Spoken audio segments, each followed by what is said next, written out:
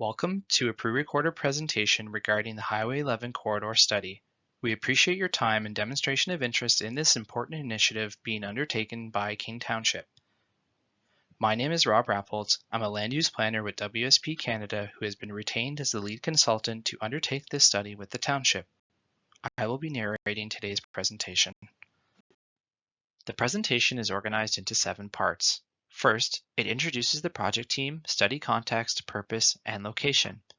Then, an overview of the consultation and engagement plan is offered. Fourth, the presentation will orient viewers to the land use planning context that is applicable to the corridor and the study area. Fifth, an overview of the preliminary considerations and observations that have been identified based on existing conditions and the applicable land use planning policy framework will be reviewed. Sixth, the presentation concludes with a number of recommendations as well as identifying next steps in the study. And lastly, this presentation will identify opportunities to get involved in the study, including an upcoming public open house, as well as contact information. The project team is comprised of both members from King Township and WSP. From King Township, the members include Kristen Harrison, Aloma Dreher, and Isabella Baldassare. From WSP, the members include myself, Robert Rappold, Bobby Gauthier, and Porter Graytrix. The corridor is located adjacent to Highway 11 in the northeast corner of the township. It is bordered by the community of Bradford West Gwillimbury to the west and East Gwillimbury to the east. To the south of the study area are the hamlets of Graham Side Road and Answervelt, both located within the countryside area of the township. The corridor is also located in a strategic location. It is an important gateway into the township itself and functions as a major transportation corridor for the movement of people and goods at a local, regional, and provincial scale. The corridor is also in proximity to the communities of Bradford, Holland Landing, and the town of Newmarket, as well as the adjacent Holland River. Further, there are 2 GO train stations nearby, with the GO transit line running adjacent to the corridor itself. The corridor is also located near the Holland Marsh specialty crop area, which is recognized by the province for its fertile soil and excellent growing conditions for crops. Lastly, the corridor is also connected to Bathurst Street to the west, which is anticipated to connect to the planned Bradford bypass in the future. Historically, land uses within the corridor can best be described as highway commercial and tourism that have catered to the traveling public. This includes, for example, automobile sales and service, restaurants, and motels, among others. Over time, an evolving land use planning framework and limited municipal servicing opportunities have limited the ability for new development to occur within the corridor. On the right of this slide are 2 images that show the present conditions of the corridor itself. Of note is the automobile-centric nature of Highway 11, the presence of the GO train rail corridor, and existing land uses, which again are representative of the historical highway commercial and tourism land uses located along the corridor. The study area is represented by the red outline in the map shown on the right side of this slide. It is geographically larger than the corridor itself, which is located adjacent to Highway 11 between the Holland River to the west and Bathurst Street to the east.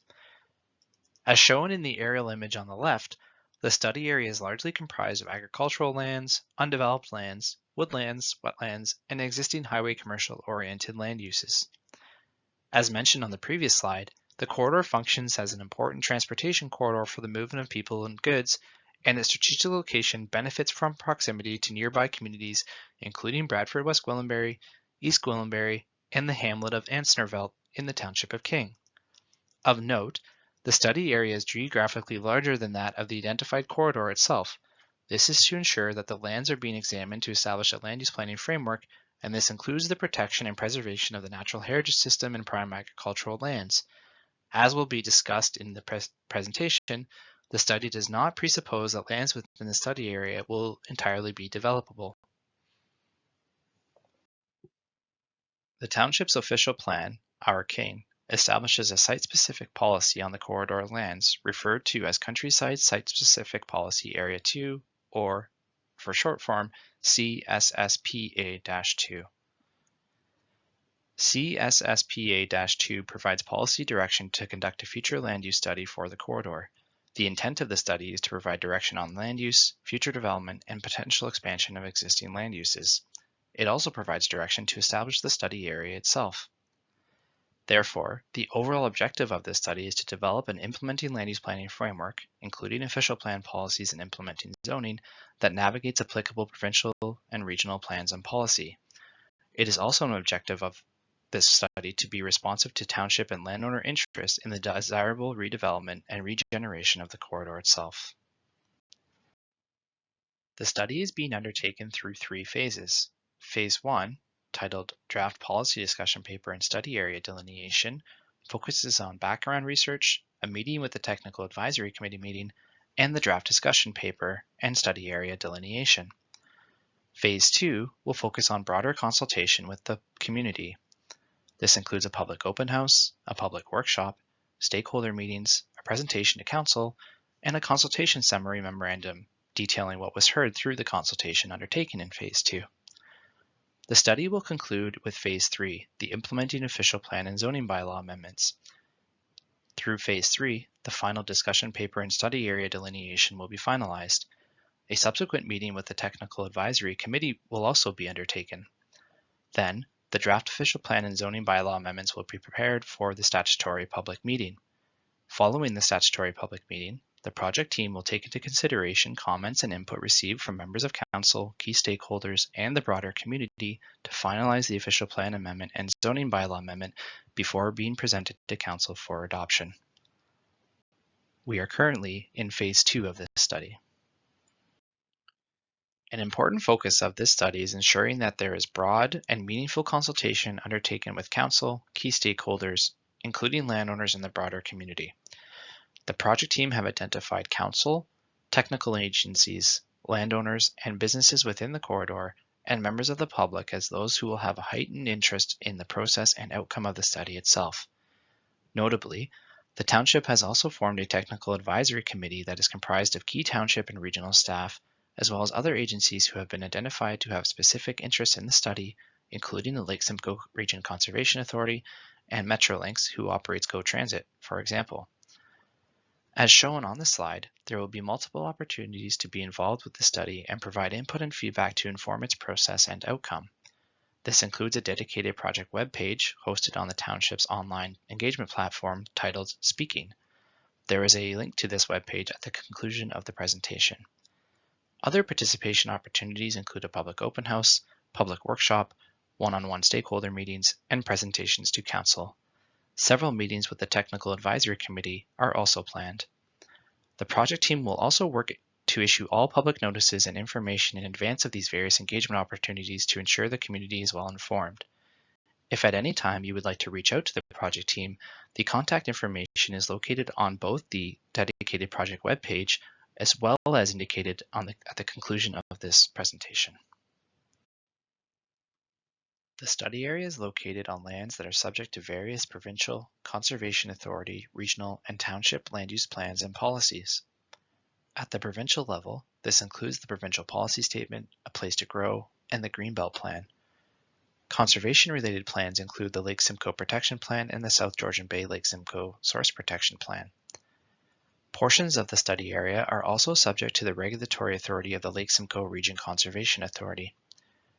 The township is located within the upper tier municipality of York Region and is therefore subject to the region's 2022 official plan. The township's official plan, Our King, and the zoning bylaw for the countryside also apply to the study area.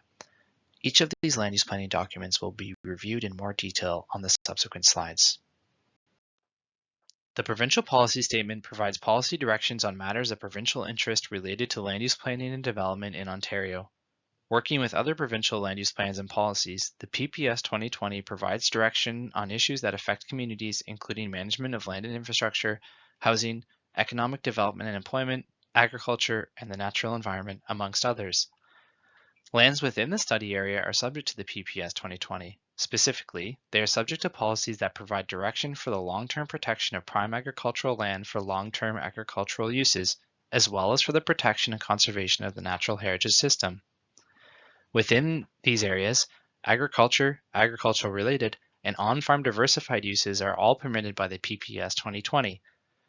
Within the natural heritage system, Only uses that are deemed compatible with the natural heritage function of these lands and advance the provincial interest in this regard are generally permitted. The Greenbelt Plan 2017 is a provincial land use plan that applies to a large area of land bordering the Greater Golden Horseshoe, generally stretching from Niagara Region in the west to Durham Region in the east. The Greenbelt Plan functions to protect important agricultural lands and some of Canada's most ecologically and hydrologically significant natural environments, including the Oak Ridges Moraine and Niagara Escarpment. First introduced in 2005, the Greenbelt Plan protects lands from incompatible development that would otherwise have a negative impact on agricultural lands and the natural environment. The next slide provides more detail on the Greenbelt Plan within the context of this study. Lastly, the study area is also subject to a place to grow. A place to grow is a provincial land use plan that plans for growth and development in a way that supports economic prosperity, protects the environment, and helps communities achieve a high quality of life. Broadly speaking, a place to grow supports implementation of the Greenbelt Plan and contemplates a similar range of land uses within the agricultural area and natural heritage system as that of the Greenbelt Plan and PPS 2020. The entirety of the study area is subject to the Greenbelt Plan. Lands are designated protected countryside and subject to the natural heritage system policies. On the image to the right, lands identified with light green are designated protected countryside, and the cross-hatching identifies those lands subject to the natural heritage system policies. Broadly, the Greenbelt Plan supports agricultural viability and protection as well as environmental protection within this policy framework. The Greenbelt Plan also recognizes land uses as existing prior to December 16, 2004 as conforming to the Greenbelt Plan and permits for their continuation. These land uses are also permitted to evolve, provided that the new use is in more conformity with the Greenbelt Plan than the existing land use. The Lake Simcoe Protection Plan, or LSPP for short, is a comprehensive land use plan to protect and restore the ecological health of Lake Simcoe and its surrounding watershed. Generally, the study area is located within lands that are subject to the LSPP and therefore is subject to its policies. Importantly, the LSPP establishes policies that prohibits or otherwise restricts development that could pose a threat to the long-term objectives of protecting and restoring the health of Lake Simcoe and its watershed. The 2015 South Georgian Bay Source Protection Plan, or SGBSPP for short, provides long-term direction for the protection of existing and future municipal drinking water systems. Broadly, the study area is located within lands that are subject to the SGBSPP and therefore lands within the study area are subject to its policies.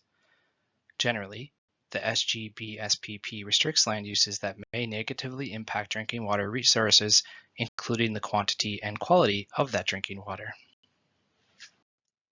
The Lake Simcoe Region Conservation Authority, or LSRCA, is mandated by the province to ensure the conservation, restoration, and responsible management of the Lake Simcoe watershed.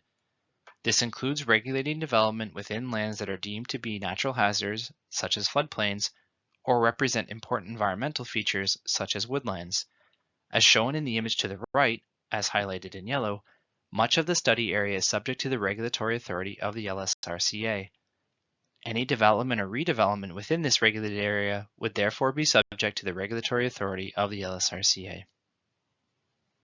The York Region Official Plan, or YROP, establishes long-term direction for growth and redevelopment within the region. The study area is subject to the YROP and is designated agricultural area and within the regional Greenland system. The agricultural area designation generally permits agriculture-related on-farm diversified uses and normal farm practices. Redevelopment of existing non-agricultural uses that are located within the agricultural area is also contemplated by the YROP, subject to certain criteria and conditions. The overall intent of the region's Greenland system is to protect, conserve, and restore important natural environment and water resource systems. Uses within the Greenland system are generally those that are deemed to be compatible with this objective, including passive recreational uses such as non-motorized trails. The region's Greenland system policies also permits existing and new agriculture-related, and on-farm diversified uses, and new buildings and structures required for those uses. Lastly, the study area is also subject to the wellhead protection area policies of the YROP and is identified as a groundwater recharge management area. Generally, The YROP contemplates that these areas are to be protected from non-compatible development that may negatively impact the quantity and quality of water resources within these areas. The township's official plan establishes a comprehensive long-term land use planning vision for the township. The study area is located within the countryside area as identified by the official plan. The official plan policy contemplates that the countryside be a flexible policy framework that is adaptable to the farming community and the changing nature of the agricultural economy.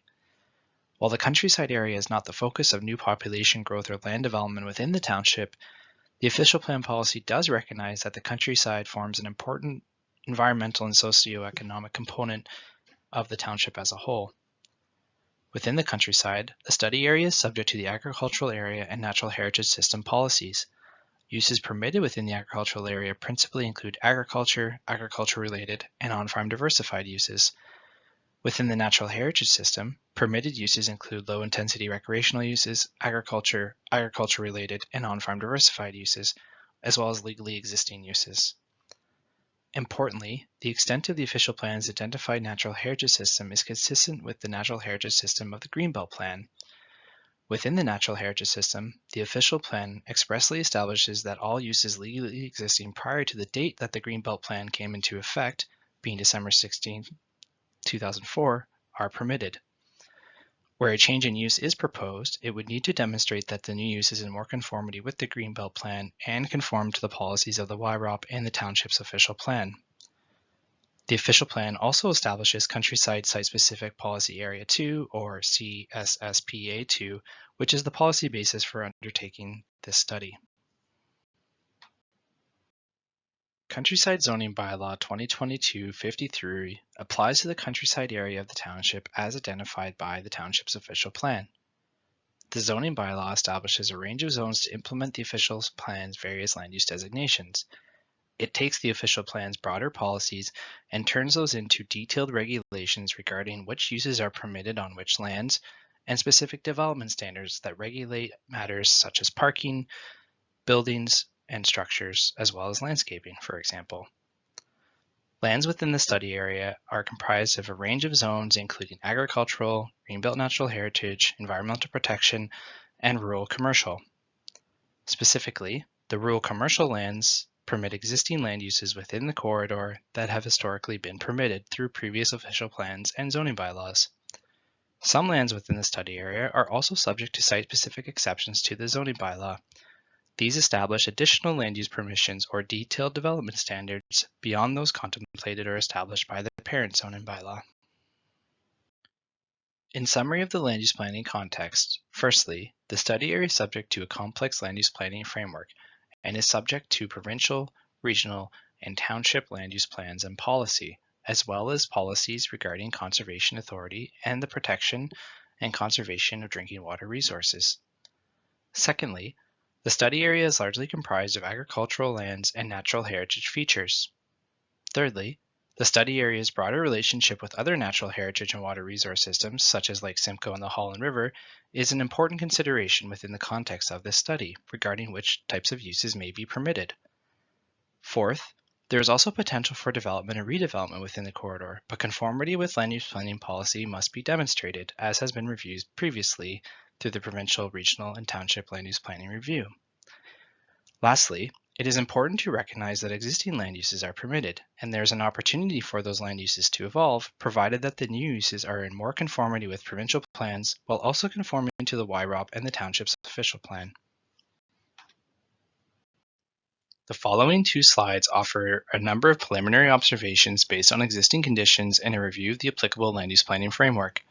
First, the study area is strategically located as a major transportation corridor for the movement of people and goods and is adjacent to nearby communities including Bradford, West Gwillimbury, East Gwillimbury, and the hamlet of Ansnervelt, which is located within the township. The study area also functions as an important gateway to the township with broader existing and planned transportation connections at a township, regional, and provincial scale. Further, the location of the study area, and specifically the corridor, means that it is well positioned to support the broader agri-food network. For example, the study area is adjacent to the Holland Marsh specialty crop area. Second, There is a complex framework of land use planning policy that applies to the study area, including provincial, regional, and township land use plans, as well as being within areas regulated by the LSRCA. Third, there are a range of existing land uses within the study area, largely representative of the corridor's function as a highway commercial service-oriented area. Existing land uses are generally permitted, and the policy contemplates an opportunity for these uses to evolve, provided the new uses are in more conformity with the Greenbelt Plan. Fourth, the built form of the study area is largely influenced by its land uses, Highway 11, and the rail corridor. Generally, the built form can be characterized as autocentric, catering to the traveling public. This includes generous surface parking areas, increased setbacks of buildings and structures from the road, and little to no landscaping. Overall, there is limited opportunity within the corridor for the safe or efficient movement of pedestrians or cyclists, and there are several parcels of lands that are either underutilized or vacant. Lastly, the zoning bylaw establishes permitted uses and development standards for lands within the study area, some of which are subject to site-specific exceptions. To facilitate the evolution of existing land uses and achieve a more desirable built form and function, updates to the zoning bylaw as it applies to the study area may be necessary. Sixth, there are many natural heritage resources within the study area, including water resources such as the Holland River, that are an asset to the corridor. Seventh, there is limited public open space within the study area, despite these many natural heritage assets, including the Holland River. Eighth, improved signage and wayfinding features would contribute to a better visual aesthetic and linkages within the township, the region, and the province. This would contribute to identifying a more unique sense of place and reflective of the strategic location of the corridor itself. Lastly, there is no municipal servicing, which has historically restricted development or redevelopment opportunities within the corridor. The following key considerations have been identified based on a review of existing conditions, the applicable land use planning framework, and critical observations. First, developing a vision for the corridor will guide the development and implementation of a corridor-specific land use planning framework. The corridor represents a unique land use planning context, and therefore the vision, goals, and objectives should be aspirational, building on the corridor's existing strengths while advancing the priorities that would benefit broader revitalization and regeneration of the corridor itself. Second, there are many strategic opportunities for the corridor that should be leveraged to better support its revitalization and regeneration. The corridor would therefore benefit from a land use planning framework that is based on near and longer term revitalization objectives, including broader support of the region's agri-food and agricultural system. Third, the land use plan for the corridor will likely require a robust framework to ensure that the vision, goals, and objectives are realized while recognizing that there are constraints on development and redevelopment opportunities. The policy should establish the township's land use planning expectations for the corridor, including development criteria and clear direction to inform the implementing zoning. Fourth, the geographic proximity of the corridor to the Holland Marsh specialty crop area and surrounding agricultural lands lends itself to having a strategic role in supporting the region's agricultural and agri-food network. A key opportunity of this study is to build on these strategic considerations and, in doing so, recognize the corridor as an important component of the region's broader agri-food system that can support the corridor's longer-term regeneration. Fifth, a review of the land use planning framework has demonstrated that there is broad conformity and alignment between provincial, regional, and township land use planning policy and the implementing zoning bylaw. However, it is important to note that the policy does establish permissions for legally existing land uses to evolve, provided the new uses are in more conformity with the plans, in particular the Greenbelt Plan. Sixth, the zoning bylaw establishes a range of land use permissions that are both contemporary and representative of the township's context. The community should be consulted to understand the existing uses, assess the range of uses currently permitted by the zoning bylaw, and explore new uses that could be permitted, provided they conform with the land use planning framework. Importantly, consideration should be given to identifying agriculture-related uses that can advance the corridor's strategic opportunities to support the region's agri-food network, such as a full range of agricultural-related uses.